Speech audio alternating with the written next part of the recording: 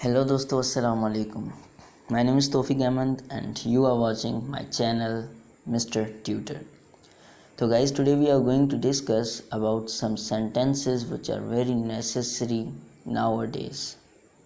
Right? So आज हम क्या डिस्कस करने वाले हैं, ऐसे सेंटेंसेस की ट्रांसलेशन डिस्कस करेंगे from Urdu to English, Urdu से इंग्लिश में, जो हमें बहुत ज़रूरी है इंग्लिश सीखने के लिए. ठीक है, तो आपने क्या करना है, गौर से हर एक सेंटेंस को समझना है, एक एक वर्ड को समझना है ताकि आपको क्लियरली समझ में आ जाए. ठीक है, तो पहला जो हमारे पास सेंटेंस है वो है मुझे परवाह नहीं. अब मुझे परवाह नहीं, ये जो सेंटेंस है बहुत बार हम सेंटेंस यूज़ करते हैं. ये एक दिन में बार बार ये सेंटेंस आता है. गुफ्तगू जब हम कर रहे होते हैं एक दूसरे से, तो मुझे परवाह नहीं, ये हम पता नहीं कितनी बार बोल देते हैं. तो ये मोस्ट यूजेबल सेंटेंस है, हम बहुत बार यूज़ करते हैं इसे. अब मुझे परवाह नहीं, इसकी ट्रांसलेशन क्या होगी इंग्लिश में, आई डोंट केयर. अब आप उर्दू में तो बोल देते हैं कि मुझे परवाह नहीं भाई.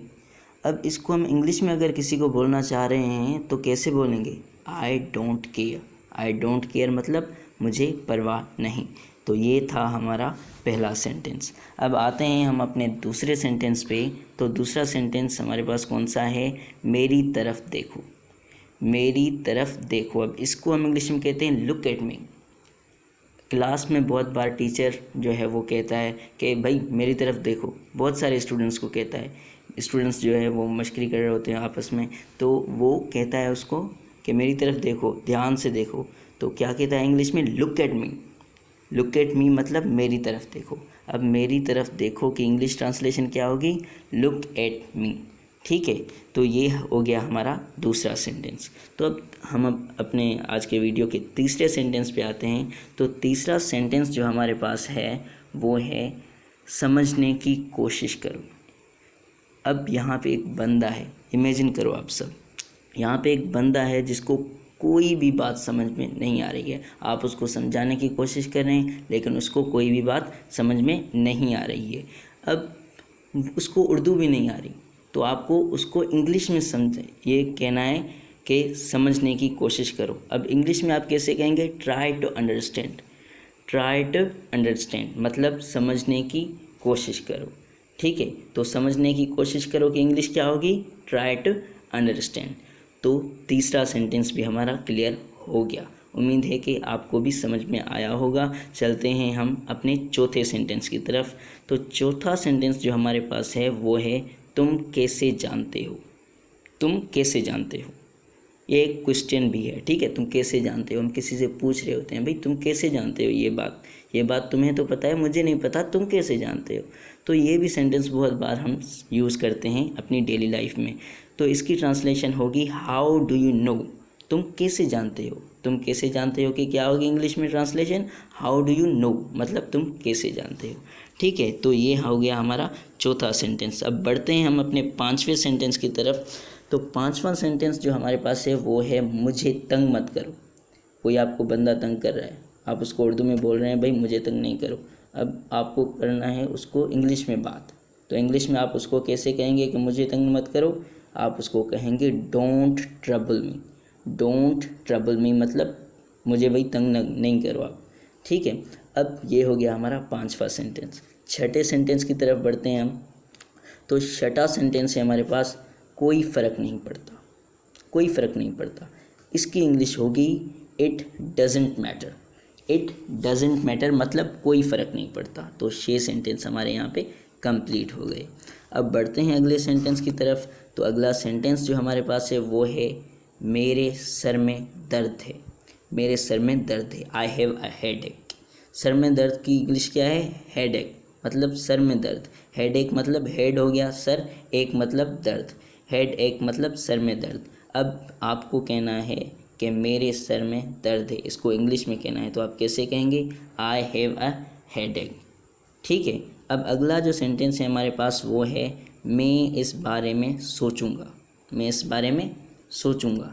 इसकी ट्रांसलेशन जो हमारे पास है वो है I will think about it.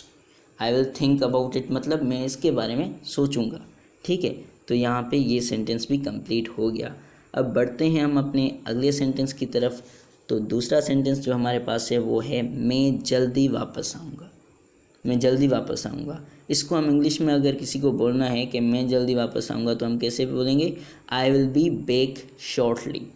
I will be back shortly. आपको एक एक वर्ड को क्लियरली समझना है, ठीक है। I will be back shortly मतलब मैं जल्दी वापस आऊँगा।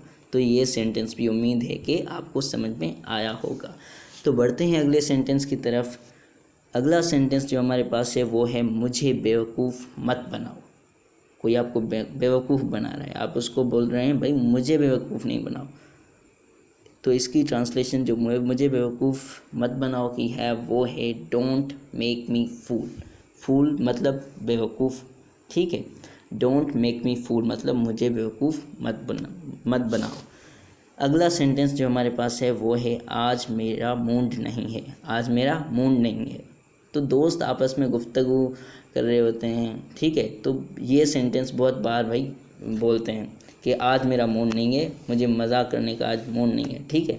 तो आज मेरा मूड नहीं है कि इंग्लिश क्या होगी? I am not in a mood today.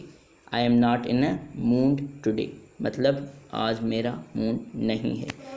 तो अगला जो सेंटेंस है हमारे पास वो इस वीडियो का आखिरी सेंटेंस है, ठीक है। तो आपने गौर से ये समझना है। तुम हमेशा जल्दी में रहते हो। इसकी ट्रांसलेशन क्या होगी? You are always in a rush. You are always in a rush मतलब तुम हमेशा जल्दी में रहते हो, ठीक है भाई। तो गाइस ये थे हमारे आज के सेंटेंसेस। यहाँ पे आज का वीडियो होता है ख़त्म। इंशाल्लाह हम अगली वीडियो में मिलेंगे, लेकिन जाने से पहले आपसे एक रिक्वेस्ट है कि आपको मेरे इस चैनल को सब्सक्राइब करके ज़रूर जाना है और बेल नोटिफिकेशन को प्रेस कर देना है ताकि जो भी मैं नई वीडियो अपलोड करूं उसका नोटिफिकेशन सबसे पहले आप तक पहुंचे और मेरी जो इन्फॉर्मेशन है वो भी आप तक पहुंच सके और आपको फ़ायदा मिल सके, ठीक है। तो अल्लाह हाफिज़। तो हमें याद रखना, अगले वीडियो में जल्द मिलते हैं।